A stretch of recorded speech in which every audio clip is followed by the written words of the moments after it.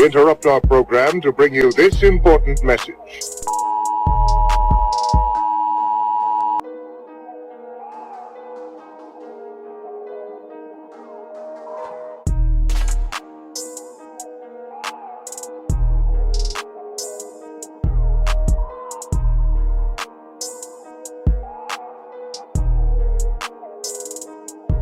Я уже общался и с одним президентом США, и с другим, и с третьим.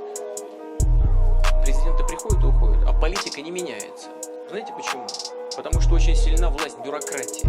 Вот человека избрали, он приходит с одними идеями, к нему приходят люди с кейсами, хорошо одетые и в темных, как у меня, костюмах, но только не с красным галстуком, а с черным или с темно-синим. И начинают объяснять, как нужно делать. И все сразу меняется, понимаете? Это происходит от одной администрации к другой. Что-то изменить – это достаточно сложное дело. Это, я говорю без всякой иронии.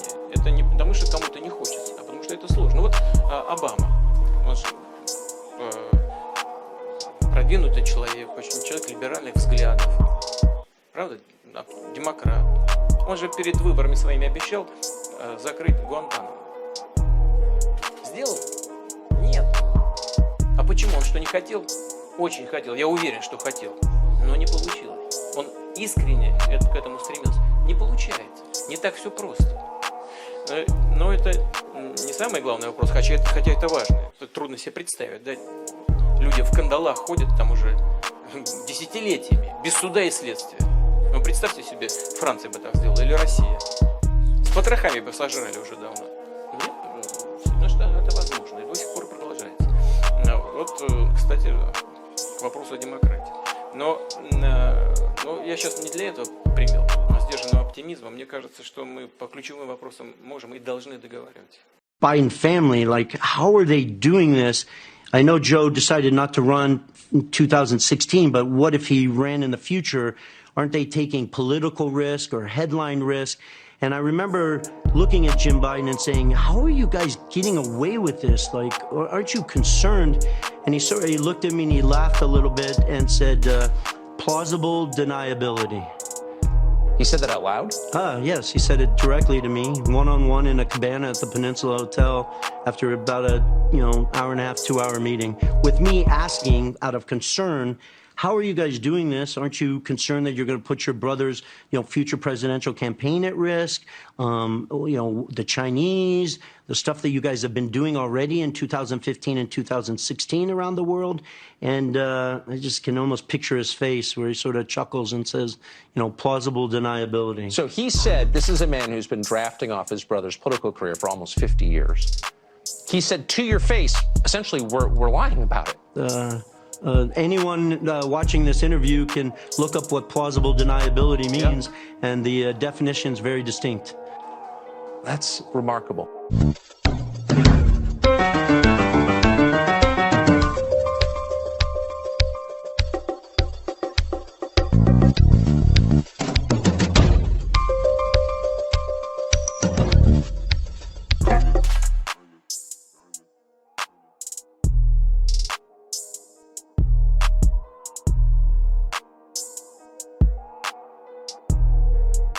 At over 220 million Americans who just in the last several months died.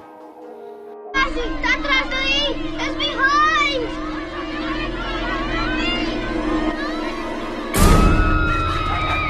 So today I just wanted to take a few minutes and answer a few frequently asked questions I get about this QAnon project that I'm working on.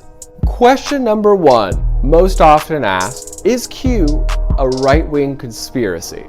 No. Answer is no. Q is a nonpartisan military intelligence project designed to unite the country and embolden us to demand the declassification and release of the JFK documents that have been withheld from us for 57 years now. Pretty crazy, right?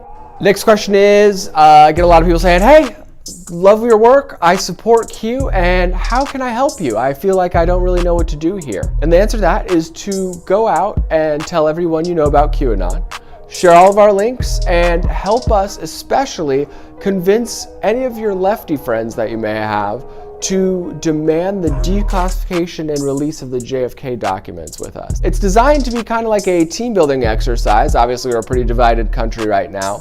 And this will be something that we could really come together around and be angry at our government about together. We also, as a general matter of speaking, need them on board for things. We can't really sustain things being this divided for much longer. Think of it like a marriage, right? Those are our fellow compatriots, and it's like we're married to them. So if we just try to dominate them, that's not going to work very well. Another big part of QAnon is to teach the people not to sit around and wait for the intelligence services or the government to give us a straight answer on this. It's really about teaching all citizens that for future reference, we should not be waiting 57 years to call BS on things like this JFK nonsense. Next question people ask me, so Mr. Q, if you are the military intelligence officer you say you are, then why didn't you use your fancy quantum internet mind control machine on them and just win the game right away? And the answer to that is, because then I wouldn't be any different from the Royal Death Racket. Do I look like an evil supervillain to you people? Next question is, where do Hillary Clinton and John McCain fit into all of this? Hillary Clinton and John McCain are the two most flamboyant examples of the cognitive dissonance caused by our red team, blue team politics. What most people don't realize is that they are two sides of the same rotten coin. Many Republicans, my team, scream and whine about Hillary Clinton, but they don't realize that Hillary Clinton is just the Democrat version of John McCain. Everyone in the Republican Party screams and whines about the corruption in the Clinton Foundation, which is egregious, no doubt, but they failed to see that there's this thing called the McCain Institute that is almost the exact same thing. A violent political racket that is actually destroying both our country and the countries that we are falsely claiming to be helping. They are both direct facilitators of some of the most vile and sadistic behavior that happens on this planet. So until us Republican voters can acknowledge the truth about vile monsters like John McCain, how can we expect the Democratic voters to open their eyes and acknowledge the truth about the vile monsters on their side like Hillary Clinton? We need everyone to be awake and united to actually get where we need to be. Next question. Is it true that Q supports socialists? Q believes that if the CIA is going to be arming terrorists like ISIS with missiles to bring about regime change in other countries, that we should be arming socialists with information to bring about regime change in ours. Q also believes that the current crop of American socialists really just want equal opportunity and justice for all, not the Marxist economic gravity bomb that they keep talking about. They're just going that direction because they're desperate, because the government has been so unresponsive to their needs for such a long time that they feel they need to take those drastic steps. I personally believe that they will be delighted to join us once they realize what the actual end game is here. So please, if you wouldn't mind, Q-Horde, try not to scare them away in the meantime. And finally, people ask me, so what exactly is the desired outcome here? What exactly is the end game? And to sum it up, number one, get everyone to help us demand the declassification and release of those JFK docs. No military help, no POTUS help, just us, the people, we can do it. Number two, educate as many people as possible on exactly how corrupt our government is and unite the people, both left and right, around the common desire for a dramatic change. Number three, after everyone's united, organize an economic blockade that will bring the Royal Death Racket to its knees until they release Julian Assange. What they're doing to him is totally unacceptable, it's totally un-American, and it needs to end yesterday. So we're gonna break him out hook or crook, and the bureaucrats in Washington can either get in our way and get steamrolled, or they can help us. Their choice.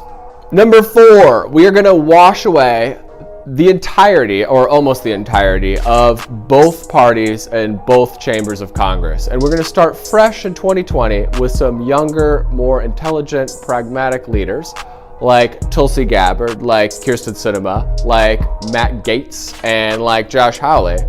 People actually were born in this century and who listen to their voters and work pragmatically towards innovative solutions.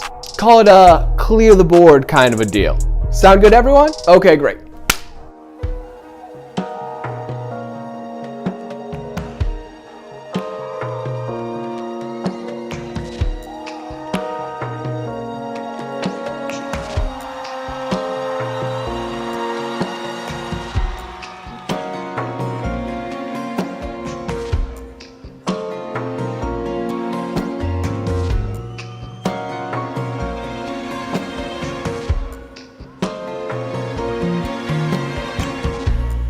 You tell me of a place you like to go.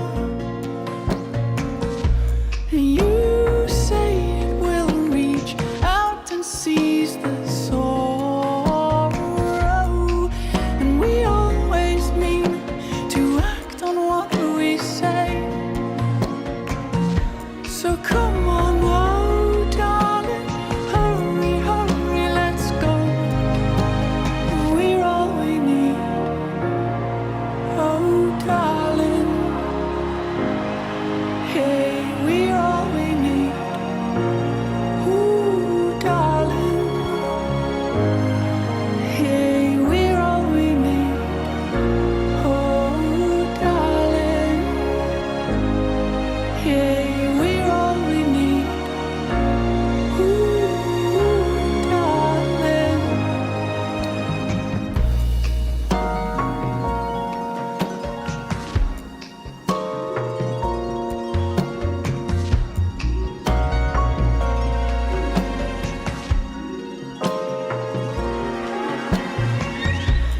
I told you of a place that I had been.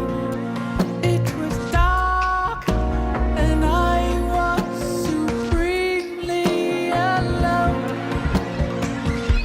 No matter now if the compass fails again, 'cause in your love I built a home.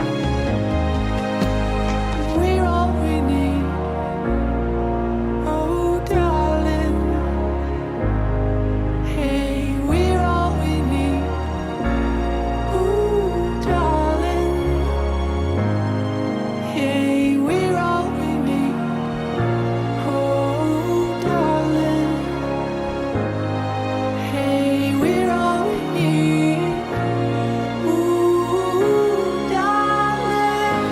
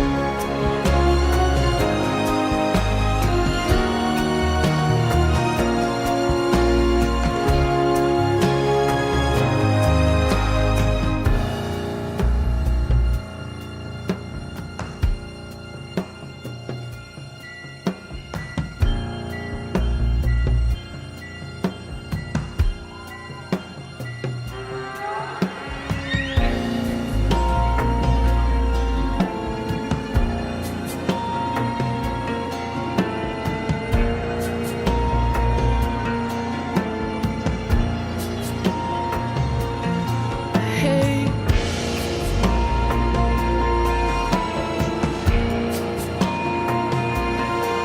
hey, we're all we need, ooh darling. Hey, ooh.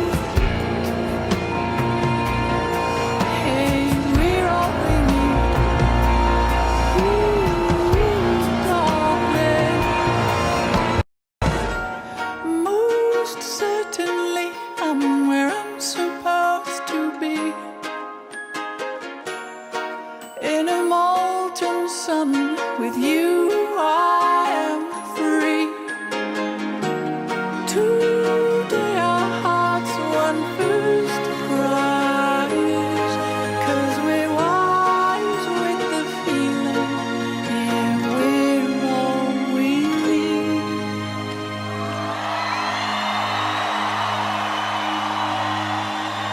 Thank you.